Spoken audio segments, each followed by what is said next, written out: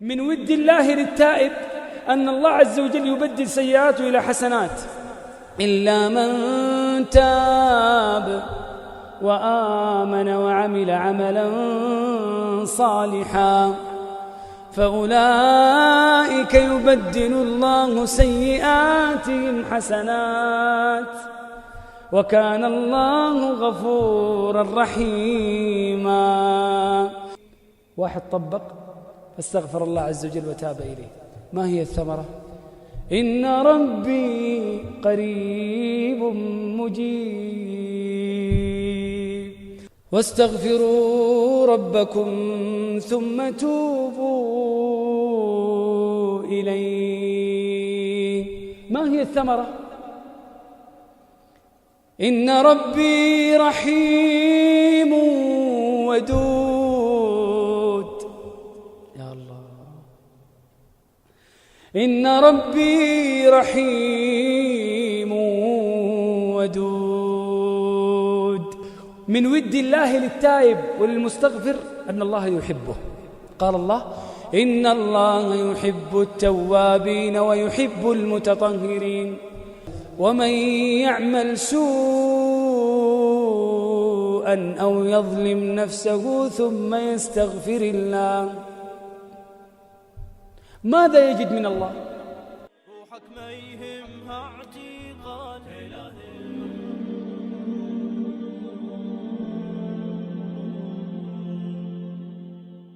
ويقول ربي سبحانه وتعالى: أفلا يتدبرون القرآن أم على قلوب أقفالها. عندما بشر من جلس في مجلس يذكر فيه الله عز وجل قال عليه الصلاة والسلام: ما جلس قوم في بيت من بيوت الله يتلون كتاب الله ويتدارسونه فيما بينهم إلا نزلت عليهم السكينة وغشيتهم الرحمة وحفتهم الملائكة وذكرهم الله عز وجل في من عنده. وفي حديث آخر يقول تبارك وتعالى لهذه الوجوه التي اجتمعت في بيت من بيوت الله عز وجل وطلبت هذا المجلس المبارك، في آخر المجلس يقول تبارك وتعالى: قوموا مغفورا لكم قد بدلت سيئاتكم حسنات. فأسأل الله جل في علاه أن يجعلنا ممن يدخل في هذا الحديث، وأسأل الله سبحانه وتعالى أن يجعلنا ممن قال الله فيه: إنما المؤمنون الذين إذا ذكر الله وجلت قلوبهم وإذا تليت عليهم آياته زادتهم إيمانا وعلى ربهم يتوكلون الذين يقيمون الصلاة ومما رزقناهم ينفقون. ثم أثنى عليهم جل في علا فقال: أولئك هم المؤمنون حقا. يا الله، جميل عندما يثني الله عز وجل عليك. أولئك هم المؤمنون حقا لهم درجات عند ربهم ومغفرة ورزق كريم. اللهم يا ذا الجلال والإكرام اجعلنا ممن يدخل في هذه الآية. إخواني في الله، ما أجمل القرآن وما أجمل عندما يتأمل الإنسان كلام الله عز وجل. الغاية من إنزال هذا القرآن العظيم أن نتأمل في معانيه وأن نتفكر في آياته. الله جل في علا يقول: كتاب أنزلناه إليك مبارك، كتاب أنزلناه إليك مبارك ليدبروا آياته وليتذكر أولو الألباب.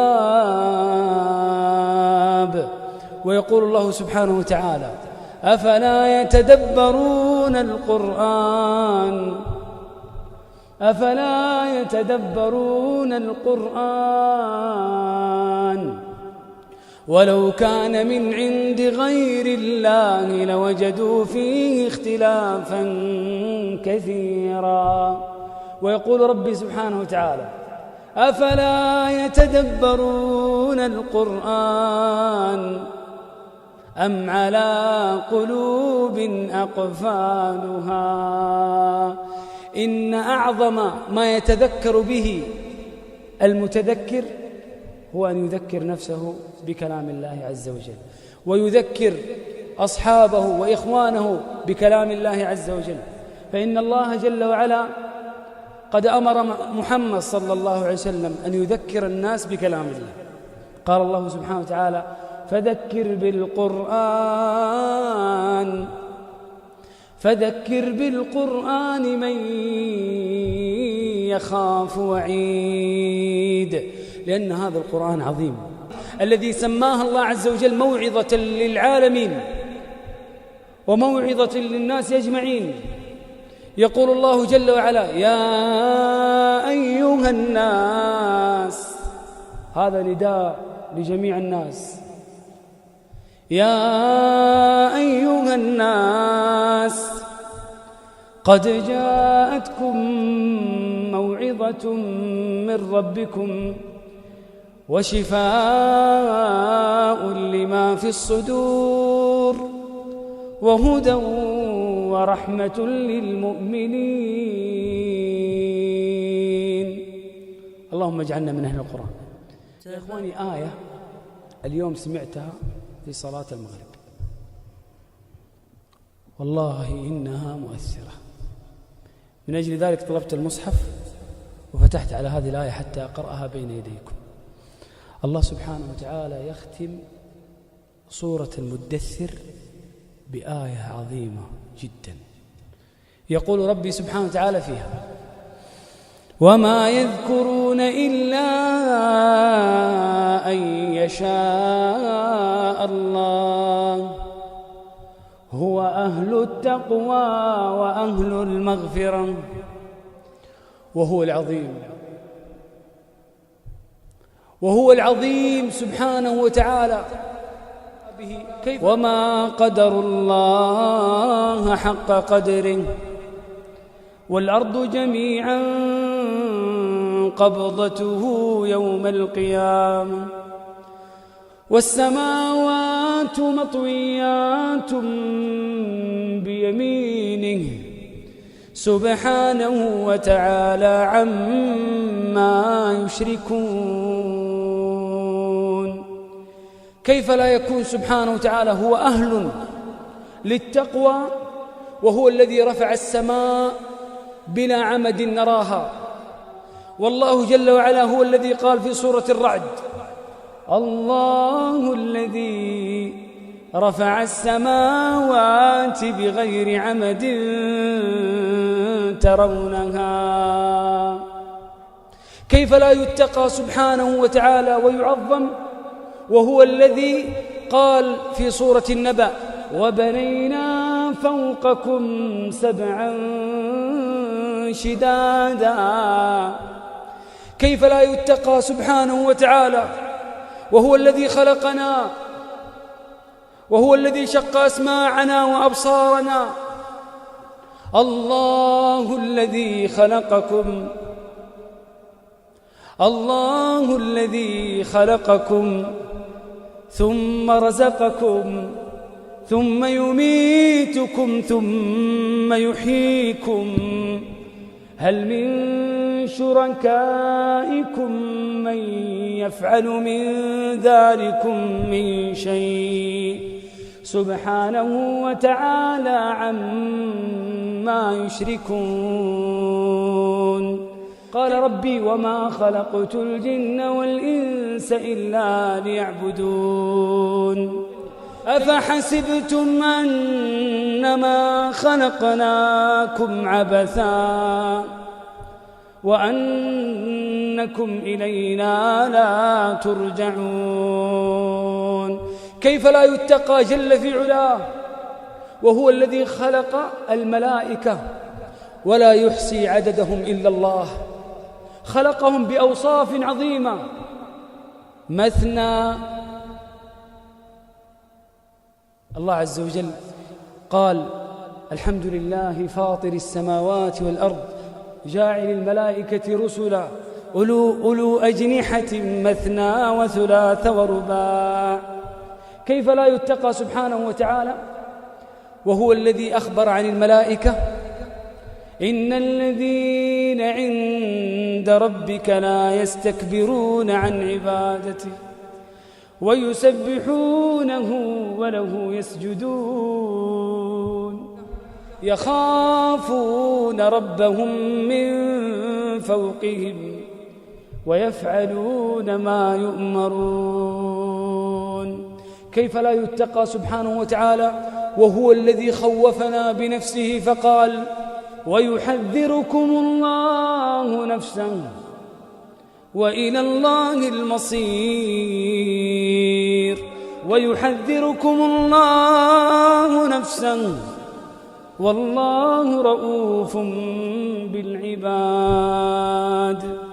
كيف لا يعظم سبحانه وتعالى وهو الذي خوفنا بنار تلظى لا يصلاها إلا الأشقى فأنذرتكم نارا تلظى لا يصلاها إلا الأشقى الذي كذب وتولى وسيجنبها الأتقى. الله يجعلنا من المتقين. الله عز وجل يقول هو أهل التقوى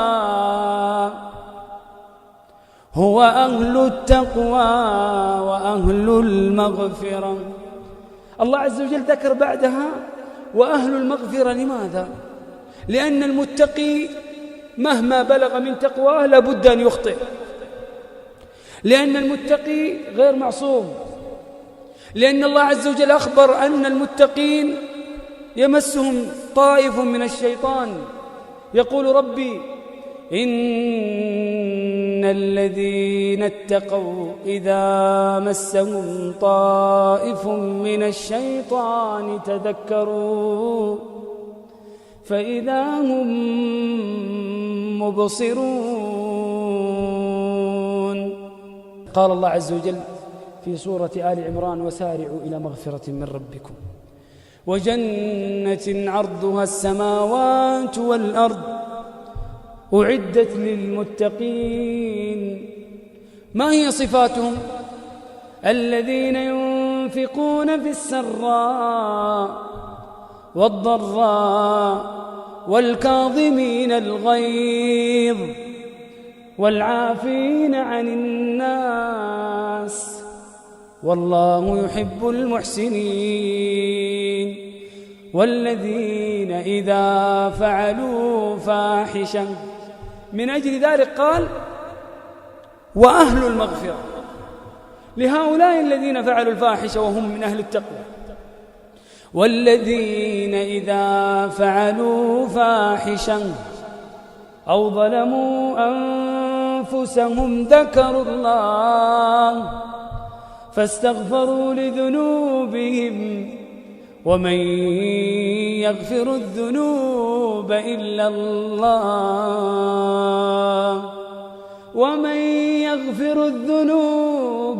الله ولم يصروا على ما فعلوا وهم يعلمون أولئك جزاؤهم مغفرة من ربهم وجنات تجري من تحتها الأنهار خالدين فيها ونعم أجر العاملين. تبارك الله. سوف أختم بثلاثة آيات تدل على رحمة الله وعلى كرم الله وعلى لطف الله سبحانه وتعالى لعباده. الله سبحانه وتعالى يقول وهذه بشرى لمن تاب وهذه بشرى لمن استغفر. يقول الله جل وعلا في سورة هود والله يا أخواني علينا أن نسمع ونطبق فقط. الله جل وعلا يقول فاستغفروه ثم توبوا إليه. واحد طبق فاستغفر الله عز وجل وتاب إليه. ما هي الثمرة؟ إن ربي قريب مجيب.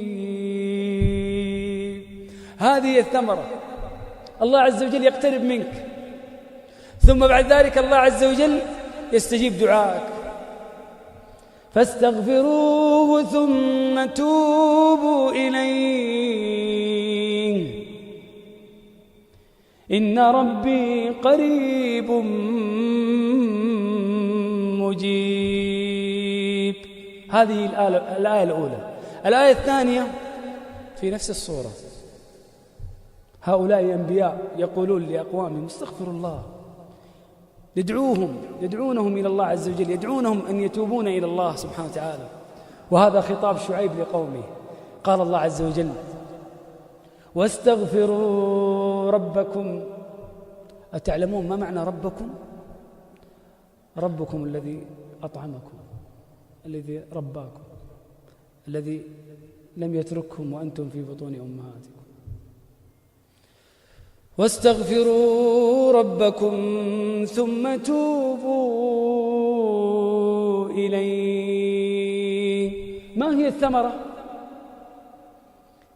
إن ربي رحيم ودود. يا الله، إن ربي رحيم ودود. من ود الله للتائب وللمستغفر أن الله يحبه. قال الله إن الله يحب التوابين ويحب المتطهرين. من ود الله للتائب أن الله عز وجل يبدل سيئاته إلى حسنات. إلا من تاب وآمن وعمل عملا صالحا فأولئك يبدل الله سيئاتهم حسنات وكان الله غفورا رحيما. ومن ود الله عز وجل للتائب ربما تكون توبته سبب في دخول له الجنة. والدليل على ذلك يقول الله عز وجل في سورة مريم إلا من تاب. الله يجعلنا من التائبين.